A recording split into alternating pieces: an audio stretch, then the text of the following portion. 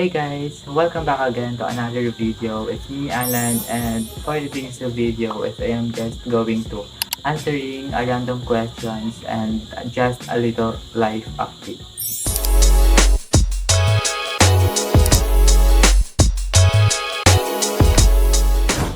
Okay, so a lot of you is asking kung bakit ako nawala dito sa my YouTube for almost 5 months. So even my classmates, my friends, my families is asking kung bakit ako nawala dito sa YouTube.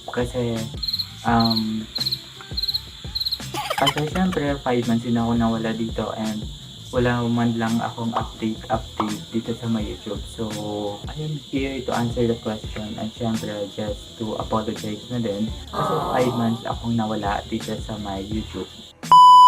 Okay, so bakit nga ba nawala ako sa YouTube for almost 5 months? Bakit? Okay.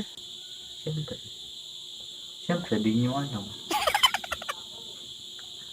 To answer that question, because of my insecurities. Yes, you heard it right, because of my insecurities. Dahil di ko gusto na ma-judge or ma-bash dito sa YouTube kasi I don't want to receive bad comment from people around me kasi magiging trauma yun sa akin and bababa yung confidence ko, kaya nag-decide ako na hindi muna mag-vlog for a while. And syempre, mabibigyan ko ng time yung sarili ko. And syempre, just to rest for a while and mabigyan ko rin ng sarili.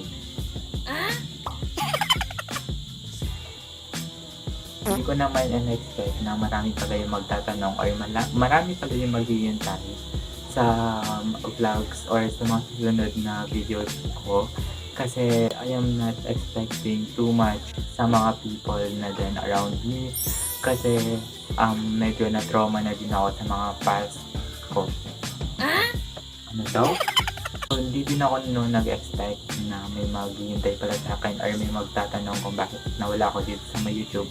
Kasi I am just expecting na okay lang sa kanila or tatanggapin nila or hindi nila ako hahanapin or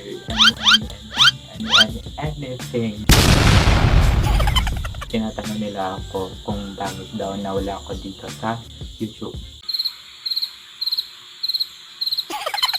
So, maikli lang tong video natin ngayon kasi gusto ko lang kayo i-inform. Siyempre, to apologize na din. So, a little update lang. Currently, I am as the president of our school. Wow! Gintas National High School. And grade 10 na din ako ngayon. So, last upload ko pa ata is grade 9 ko pa. And marami na din improvement sa sarili ko. And syempre, marami na din akong na-realize about life.